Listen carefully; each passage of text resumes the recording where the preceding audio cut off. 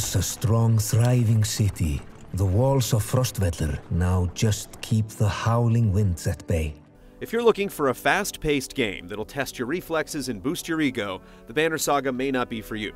Its turn-based combat is deliberate and often brutally difficult, so failure is common. You'll make choices that determine the fate of your group, and most of the decisions you make will be wrong. It requires a lot of thought and almost seems like work. But all that work is largely worth it. The Banner Saga is an inspired world of snow, old gods, and battle axes. Putting the Viking theme front and center are the Varl, fearsome warrior giants with horns not on their helmets, but on their foreheads. Part killing machine, part old grouch, these mythic beings reluctantly share the world with humans.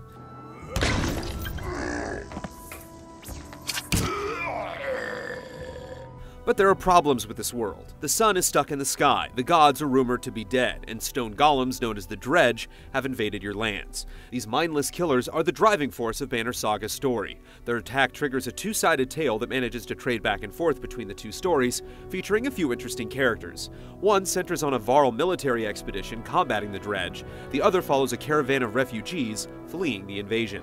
I never expected to see the Dredge with my own eyes. Both parts of the story have players managing a caravan as it crosses hostile country. It's a bit like Oregon Trail, but without the hunting or cholera deaths. Instead, you'll be presented with multiple-choice, choose-your-own-adventure style decisions. Most often, you'll be managing your supplies, which are constantly on the verge of running out. Do you use precious supplies to boost the caravan's morale? Do you leave starving people to die or give them food, knowing that you're likely to run out before you reach your next town? There are often no right answers to these questions, and the consequences of your actions can be impossible to foresee. The game has no problem stabbing you in the back for being kind-hearted. These decisions are even harder because the currency you use to buy supplies is also used to buy items and training for your warriors. At times it feels downright unfair, but the hardships endured motivate you to care about the characters and build a story you'll want to see through to the end.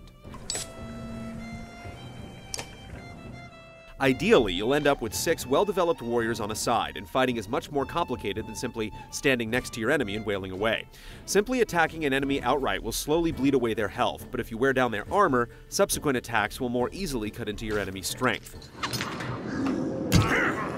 Strength is both health and attack power. A unit's strength not only determines how much damage they can take, but how much they can dish out.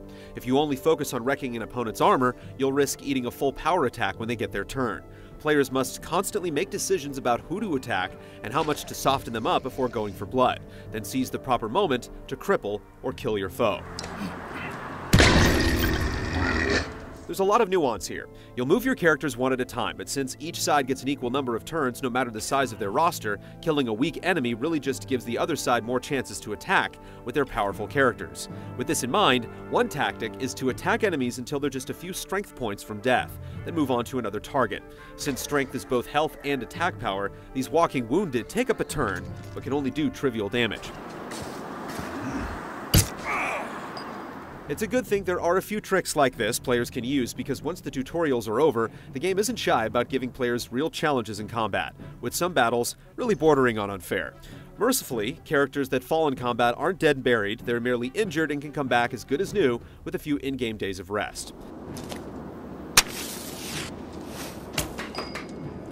If you do lose a battle, the game doesn't make you replay it over and over. Instead, the story continues, incorporating the loss into the storyline. Finally, there's an easy difficulty for those who just want to crush their enemies without undue frustration.